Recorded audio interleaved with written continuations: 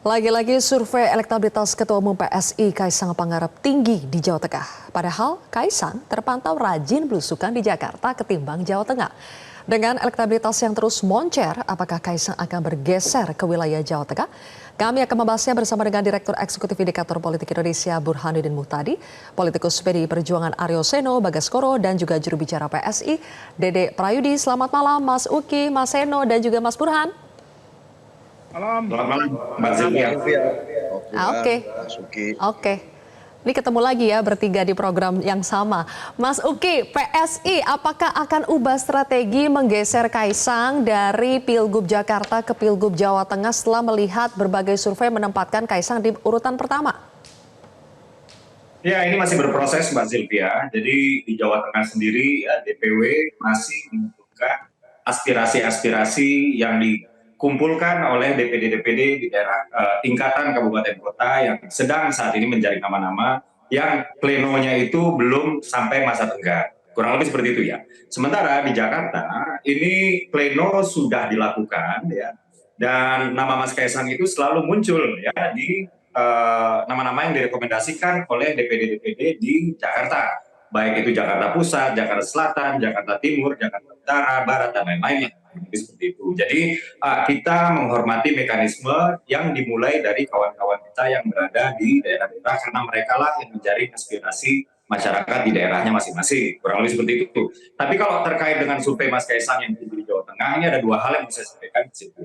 Yang pertama, Mas Kaisang waktu ngobrol sama saya pada hari Senin kemarin mengaku terkejut ya. Beliau saja terkejut gitu, dan sewaktu saya tanya kenapa terkejut, ya jawabannya karena ramainya di Jakarta, moncernya di Jawa Tengah, kurang lebih seperti itu ya. Dan ketika saya goda-godain Mas Kaisang, Mas apa saya ramein aja nih peluang Mas Kaisang di Jawa Tengah, beliau dengan humble-nya mengatakan jangan mas, saya nggak enak dengan Pak Irjen Lutfi, karena Koalisi Indonesia Maju itu sudah kesepakatannya hampir rampung, katakanlah 90% rampung gitu ya, untuk memajukan Pak Irjen Lutfi. Bahkan mesin-mesin kami ya, mesin-mesin PSI di Jawa Tengah itu sedang melakukan semacam memanaskan mesin lah untuk Pak Irjen Lutfi. Nah, ini sedikit bocoran aja ya.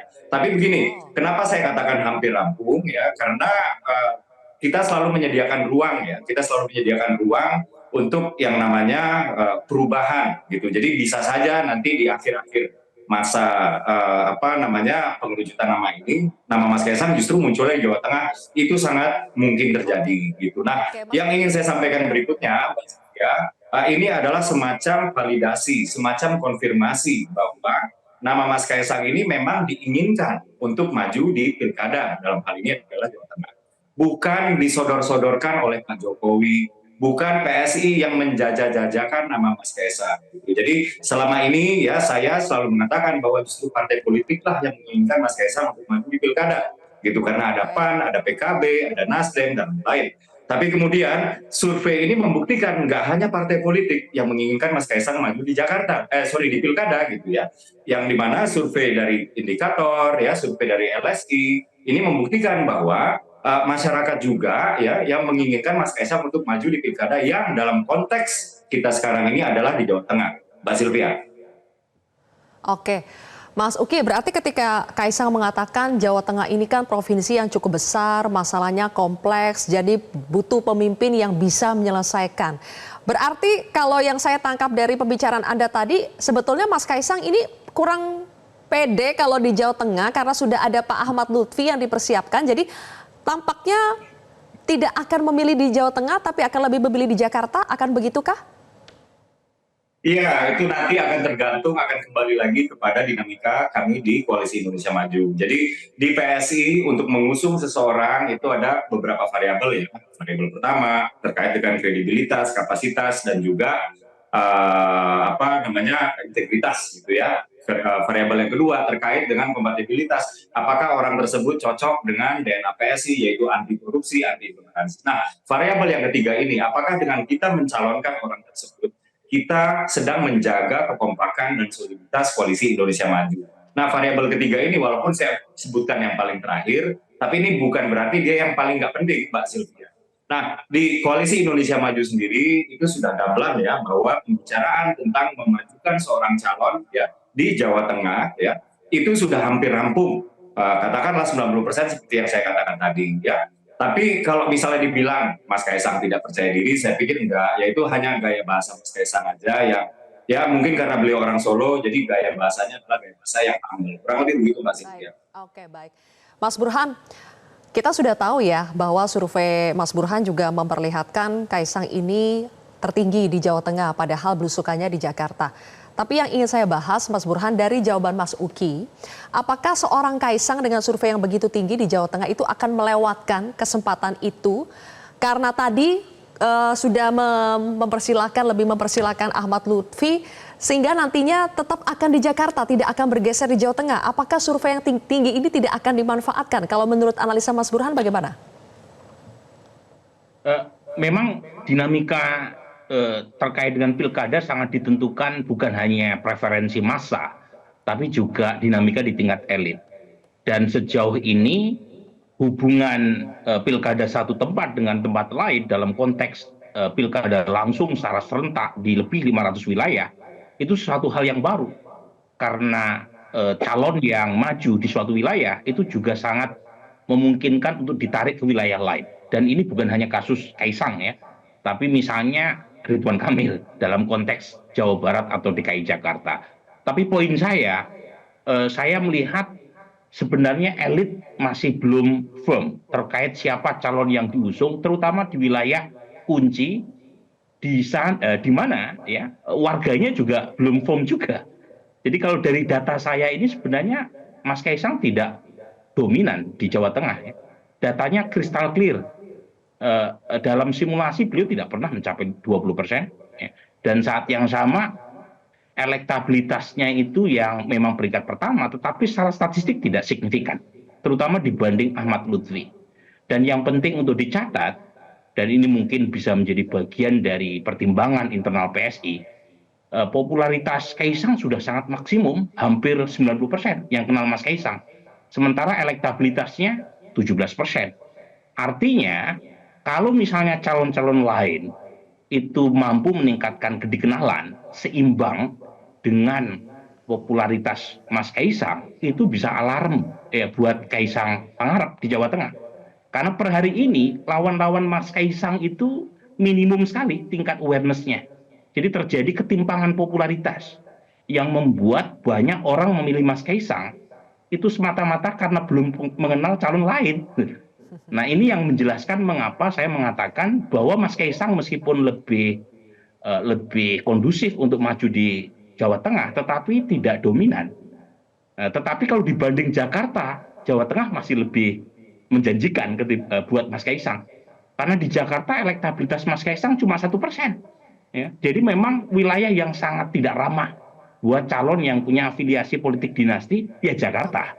Ya kita bisa mengacu pada pengalaman Mas Ahaye ya 2017. Tapi di Jawa Tengah itu memang lebih subur, terutama kalau kita mengaitkan kemenangan Pak Prabowo Gibran di Jawa Tengah yang notabene adalah kandang banteng. Jadi poin saya, meskipun Mas Kaisang menempati peringkat pertama, meskipun secara statistik tidak signifikan dengan Ahmad Lutfi, tetapi di Jawa Tengah lebih menjanjikan secara elektoral ketimbang Jakarta. Tetapi itu pun Mas Kaisang harus kerja keras kalau misalnya berminat untuk masuk ke Jawa Tengah. Ya, karena Jawa Tengah lagi-lagi calon yang lain belum terlihat penetrasinya dan popularitasnya jauh dari cukup untuk bisa kompetitif di level pilkada Jawa Tengah. Baik, kita akan berbicara soal calon lain juga. Di sini ada Mas Seno. Mas Seno, dua tertinggi memang adalah Kaisang dan juga Ahmad Lutfi, dan mungkin koalisi Indonesia Maju pilihan utamanya sekarang adalah Ahmad Lutfi mungkin ya. Tapi apakah itu lantas membuat PDI Perjuangan merasa harus memunculkan tokoh yang juga punya latar belakang, kalau Ahmad Lutfi itu adalah dari polisi, sehingga PDI Perjuangan merasa harus juga muncul ketokohan yang ada background mirip-mirip lah, seperti misalnya background militer, ada di nama Pak Andika Perkasa. Apakah itu yang membuat PDI Perjuangan mempertimbangkan Andika Perkasa untuk fight di Jawa Tengah? Oke, baik, terima kasih Mbak Sylvia. Jadi poin utamanya sebenarnya adalah kami menganggap setiap pilkada ini penting. dan dalam kepentingan untuk mewujudkan kaderisasi kepemimpinan yang baik, maka kami menganggap semua daerah serius. Betapa setiap calon pemimpin yang harus maju itu harus punya kriteria kepemimpinan tertentu, dan itu sangat ketat kalau bicara tentang PDI Perjuangan. Oleh karena itu kami tidak bisa main-main, artinya nggak bisa dengan cocok logi, harus dengan satu metode mekanisme yang khusus yang itu melibatkan berbagai diskursus. Hari ini saya rasa terlalu dini untuk bicara tentang pengerucutan siapa nama tunggalnya. Tetapi kalau membaca dari yang menjadi kebatinan dari seluruh kader di PDI Perjuangan, Jawa Tengah ini secara historis sangat identik dengan perjuangan PDI Perjuangan. Dan itu tercermin misalnya dengan perolehan suara kami di pemilu legislatif maupun di pemilu gubernur yang lalu-lalu. Itu secara sejarah kami punya ikatan bonding yang cukup kuat dengan Jawa Tengah. Oleh karena itu sebagai bagian dari membalas budi, sebagai bagian dari kami berusaha bertanggung jawab dengan kepercayaan rakyat itu, calon gubernur yang kami pilih nanti juga harus seorang yang kompeten. Nah, muncul misalnya 2 nama setidaknya atau 3 nama dari perbincangan publik dan termasuk dari internal kader kami kalau kita lihat. Ada misalnya nama Mas Hendrar Priyadi, Mas Hendi yang wali kota Semarang 2 periode dan kepala LKPP, sangat piawai dalam eksekutif. Kemudian muncul nama di survei, ada nama Mas Bambang Pacul yang sangat ikonik di legislatif.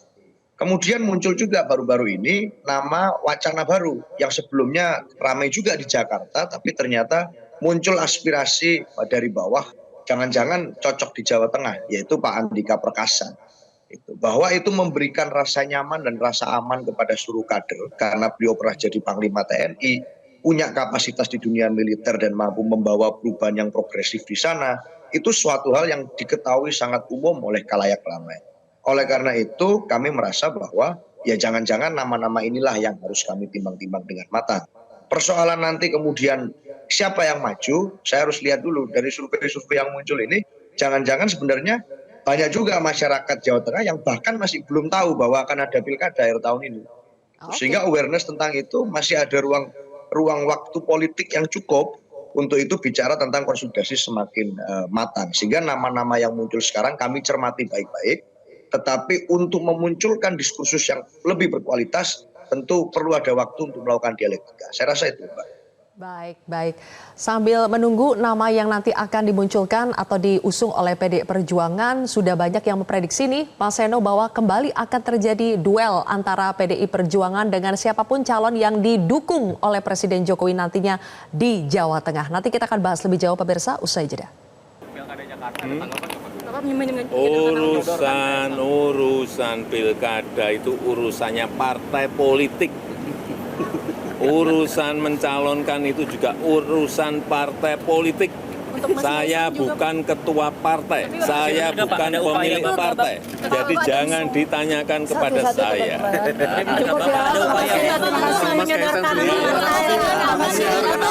Saya tidak pernah menyodorkan kepada siapapun, kepada partai juga tidak pernah. Tanyakan ke partai-partai. Mas Uki, yang ngomong kalau Pak Jokowi menyodorkan nama Kaisang ke partai-partai lain itu kan sekjennya PKS ya. Dan tadi sudah bertemu tuh dengan Mas Kaisang. Diklarifikasi tidak soal itu? Iya, tadi kebetulan saya nggak ikut ya, tapi saya berkomunikasi dengan mereka yang ikut ya. Lalu saya tanyakan apa sih yang menjadi poin diskusi di dalam diskusinya dengan PKS tersebut ya. Jadi dari yang saya tangkap ya, 2 poin penting itu Mbak Sylvia. Yang poin pertama itu adalah PKS sangat mengakui ya elektabilitas Mas Kaisang di Jawa Tengah. Yang dibilang ya kalau saya rangkum adalah luar biasa gitu. Mungkin bahasanya Pak Sohibul Iman waktu itu gila bener atau apa gitu ya. Saya lupa gitu. Cuman kalau saya paraphrase dengan bahasa saya itu luar biasa. Lalu dari Mas Kaisang sendiri ya itu mengatakan bahwa PKS itu adalah partai yang dapat dikatakan pemenang ya di pileg legislatif DPRD DKI Jakarta, dan maka menjadi sangat logis kalau misalnya PKS ya itu memajukan kadernya sendiri untuk maju di pilkada Jakarta. gitu. Nah, kalau misalnya mungkin sekarang ini terjadi deadlock, kenapa misalnya ya PKS yang dalam hal ini ketua umumnya Pak Syahiku yang dianggap sangat pantas untuk memimpin Jakarta itu nggak maju gitu sebagai calon gubernur. Kurang lebih sih percakapan yang saya tangkap seperti itu ya. Jadi saya kembali lagi kepada poin saya yang paling pertama. Mas Uki, apakah Mas Kaisang itu minta dukungan dari PKS, entah itu di Jakarta atau di Jawa Tengah? Ada tidak? Nggak ada. Pembicaraannya tadi nggak sampai ke sana. Ya, pembicaraan nggak sampai ke sana. Tadi saya sempat juga ya WhatsAppan ya dengan katakanlah PA-nya Mas Kaisang sebelum berangkat gitu ya. Saya tanyain ini apa sih yang diagendakan gitu untuk sebelum menuju ke sana yang akan dibicarakan oleh Mas Kaisang. Nah, poin highlight yang paling penting itu adalah terkait dengan pemilihan legislatif 2029, Mbak Sylvia. Jadi pilkada itu tentunya dibicarakan ya. Akan tetapi itu nggak menjadi poin highlight yang menjadi poin highlight paling utama lah. Gitu. Jadi ini lebih kepada kelangsungan setelah pemilu nasional, kemudian kelangsungan setelah pemilu nasional 2024 ini bagaimana, lalu di 2029 dan onwards itu bagaimana. Gitu. Tapi yang menjadi poin utamanya itu adalah pemilu 2029 itu tadi, Mbak Sylvia. Iya, ada juga pernyataan dari kakak Kaisang, Mas Gibran nih, Mas Seno, yang mengatakan bahwa Kaisang itu sebaiknya di Jawa Tengah aja lah, jangan di Jakarta. Nah, kalau Kaisang ini nurut kata kakak, kemudian juga mempertimbangkan hasil survei, maju di Jawa Tengah, kemungkinan besar akan duel lagi nih dengan PDI Perjuangan di kandang banteng. Dan apakah pengalaman kala di Pilpres untuk PDI Perjuangan di Jawa Tengah itu akan membuat amunisi-amunisi, strategi-strategi yang disiapkan PDI Perjuangan di Jawa Tengah akan lebih spesial dibandingkan daerah-daerah lain, apalagi kalau lawannya adalah putra Presiden Jokowi? Ya, terima kasih Mbak Silvi. Jadi tentu kami belajar banyak dari setiap periode sejarah yang kami lalui. Bahwa dari tahun ke tahun, dulu tahun 98 bahkan, apa yang dialami PDI Perjuangan itu sangat ekstrim, luar biasa. Dibandingkan sekarang saya rasa tidak ada apa-apanya. Di zaman Pak SBY juga di luar pemerintahan selama 10 tahun, dan ternyata PDI Perjuangan mampu menumbuhkan satu tradisi berpikir baru dalam hal partai politik, yaitu melakukan kaderisasi melalui sekolah partai yang berjenjang. Nah, artinya dialektika itu bergerak maju. Termasuk Pilpres kemarin juga kami mengalami dialektika tersebut. Bahwa pilkada besok ini tentu menjadi satu hal pengalaman politik yang baru, tidak hanya bagi kami, tapi bagi semua partai politik yang lain, saya rasa iya.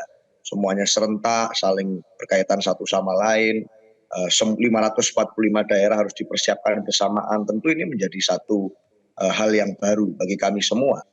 Bahwa pilkada besok dilakukan setelah dilakukan pelantikan presiden baru, itu juga adalah satu fakta yang lain. Artinya semua ini kami siapkan betul. Kami persiapkan nama-namanya sebagaimana mekanisme partai biasanya berlangsung. Tetapi di saat yang sama kami tentu sadar bahwa diperlukan suatu pendekatan yang lebih komprehensif. Nah, inilah kenapa kita mau untuk lebih cermat dalam menentukan nama. Kita nggak pingin nama yang kita usung nanti, yang awalnya satu visi komitmen dengan kami, sepakat dengan kriteria kepemimpinan yang kami usung, nilai-nilainya A, B, C, D, E sudah disepakati di awal. Nanti setelah sudah win, how to win-nya sudah terjawab, pada saat how to govern, ternyata komitmen di awal yang kita sepakati berganti dan berubah semua. Saya rasa pilkada besok tidak bisa seperti itu. Kepemimpinan yang kami usung haruslah kepemimpinan yang komit dan konsisten pada nilai. Dan nilai-nilai itulah yang hari ini sedang kami cocokkan dengan nama-nama tokoh yang kami godok. Nah, baru sambil jalan kita juga melakukan komunikasi politik dengan partai-partai lain. Jadi tahapannya cukup kompleks, apalagi ini semua daerah bersama-sama, tetapi kami pastikan kami akan memberikan yang terbaik. Jadi kami nggak banyak fokus di bicara tentang nama-nama eksternal hari-hari ini, tetapi kami lebih banyak ingin untuk mempersiapkan nama-nama internal terlebih dahulu, karena di pilkada ini belum tentu Mbak Sylvia siapa cepat dia dapat. Artinya belum tentu nama-nama yang hari ini muncul itu akan juga sama komposisinya dengan sebulan lagi, atau 2 bulan lagi, atau 3 bulan lagi. Atau nanti pada saat hari ini misalnya sekian kita faktanya, belum tentu ini sama persis mendefinisikan apa yang akan menjadi hasil pemilu. Maka ruang politik ini bukan ruang hampa, Dan kita akan mengikuti terus apa yang menjadi dinamikanya dengan cermat. Itu Mbak Silvi. Baik, Mas Burhan, kalau melihat timingnya nanti pilkada dilaksanakan setelah pelantikan presiden yang baru, apakah itu ada kaitannya dengan perubahan atmosfer politik kita dan apakah ada kaitannya dengan apakah nanti di Jawa Tengah yang berpotensi duel itu adalah calon yang didukung oleh Presiden Jokowi entah karena punya kedekatan keluarga atau kedekatan secara personal atau calon dengan yang menguasai Jawa Tengah selama ini yaitu calon dari PDI Perjuangan, apakah akan kembali terjadi duel itu di suasana politik yang baru nanti? Kemungkinan duel itu besar ya, karena pertama kita melihat indikasi residu pilpres belum berakhir, hubungan antara keluarga besar Presiden Jokowi dengan PDI Perjuangan masih belum baik-baik saja. Sangat kuat indikasinya kalau kita dengarkan pidato Ibu Mega dengan seksama beberapa waktu lalu di acara sekolah partai. Jadi buat saya kemungkinan besar duel itu bukan hanya terjadi di Jawa Tengah, tapi juga di beberapa tempat, termasuk di Sumatera Utara, mungkin juga di Bali dan DKI Jakarta. Tetapi yang menarik kalau kita lihat kaitannya dengan Jawa Tengah adalah sekali lagi kita mungkin akan dipertontonkan pertarungan antara mesin versus man. Mesin di sini adalah partai, ya. Dan PDI Perjuangan dalam banyak kompetisi elektoral sebelumnya cukup sukses untuk menunjukkan mesin partai di atas kekuatan personal tokoh. Kita ingat misalnya 2013 Ganjar pada saat survei dilakukan, kebetulan saya yang melakukan saat itu modalnya hanya belasan persen, 6 bulan sebelum pilkada, mengalahkan incumbent Pak Bibit yang sebelumnya diusung oleh PDI Perjuangan. Termasuk dalam kasus pemilu pileg ya maupun pilpres, di beberapa kasus misalnya Ibu Mega waktu maju 2004 kalah secara nasional tetapi di Jawa Tengah unggul. Memang kedikdayaan PDI Perjuangan tersebut runtuh ya di 2024 ketika Mas Ganjar kalah oleh Prabowo Gibran. Dan ini kali pertama saya kira kekuatan personal tokoh dalam hal ini adalah Pak Jokowi itu mengungguli mesin. Tetapi pertanyaan yang menarik untuk kita lihat nanti kalau misalnya Kaisang maju di Jawa Tengah adalah apakah kekuatan tokoh Pak Jokowi ini mampu diulang kesuksesannya? Saya belum yakin. Pertama karena presidennya sudah berganti. Di 2024 waktu pilkada tanggal 27 November itu bukan lagi Presiden Jokowi. Yang menjadi presiden adalah Pak Prabowo. Yang kedua, bagaimanapun kalau kita lihat itu Mas Kaisang belum membangun brandingnya sendiri. Brandingnya masih meminjam branding bapaknya. Dan itu terlihat dengan jelas dari survei. Ditanya apa alasan memilih Kaisang? Sebagian besar karena alasan bapaknya. Dan kebetulan Jawa Tengah itu 85% itu puas sama kinerja Pak Jokowi. Termasuk dari basis pendukung PDIP. Jadi ibarat kalau kesandung batu, batunya pun puas sama Pak Jokowi. Itu Jawa Tengah itu ya. Dan ini yang ketiga, elektabilitas Mas Gibran yang berada di peringkat pertama itu tidak linear dengan elektabilitas PSI. Jadi kita punya informasi yang sangat baik, di saat Mas Kaisang unggul di Jawa Tengah, PDI Perjuangan masih dominan 35% di survei kami. PSI cuma dapat 1,5%. Artinya ya, mesin partai PSI belum bekerja atau belum begitu kuat di sana. Jadi yang betul-betul kuat ya branding Pak Jokowi yang menjelaskan mengapa Mas Kaisang unggul. Dan lagi-lagi ya kalau misalnya pilkada dilakukan nanti di saat Mas Kaisang mungkin mendapatkan tiket atau saya tidak tahu, tetapi kalau misalnya mendapat itu tidak akan mudah untuk mengalahkan calon yang akan diusung oleh PDI Perjuangan yang kita tahu per hari ini itu calonnya masih sangat tidak populer. Mas Hendi, mantan wali kota Semarang 2 periode, yang sangat sukses. Itu tingkat kekenalannya cuma 13,7% di Jawa Tengah. Gimana mau kompetitif? Yang kenal cuma 1 dari 10 orang. Kalau Mas Bambang Pacul agak lumayan ya, 30% warga Jateng mengenalnya. Tapi lagi-lagi dari 10 orang di Jateng, 7 orang nggak kenal Mas Bambang Pacul. Kalau misalnya nama-nama ini mendapatkan tiket dari PDI Perjuangan masuk ke dalam ring tinju dan masing-masing mendapatkan spotlight yang sama, itu bukan hal yang mudah buat Mas Kaisang untuk mengalahkan. Meskipun lagi-lagi ya Zilvia, dibanding Jakarta, Jateng masih lebih kondusif buat Mas Kaisang. Jadi kalau kita lihat statement Gibran, itu statement pertimbangan elektoral yang mengatakan nggak usah maju Jakarta. Karena memang di Jakarta lebih susah ketimbang di Jateng. Tetapi di Jateng sekalipun, dalam konteks pilkada nanti, meskipun sekarang Mas Kaisang berada di peringkat pertama, itu tantangan untuk memenangkan di sana tidaklah mudah. Oke, kita akan lihat ya, Kaisang nanti akan menuruti nasihat kakak Mas Gibran atau tidak nih. Terima kasih Mas Uki, Mas Burhan, dan juga Mas Seno atas diskusi kita pada hari ini. Kita lanjut lagi di kesempatan yang akan datang. Pemirsa Prime Time News masih akan hadir kembali dengan sejumlah informasi lainnya. Tetaplah di Metro TV. Jelajahi cara baru mendapatkan informasi. Download Metro TV Extend sekarang.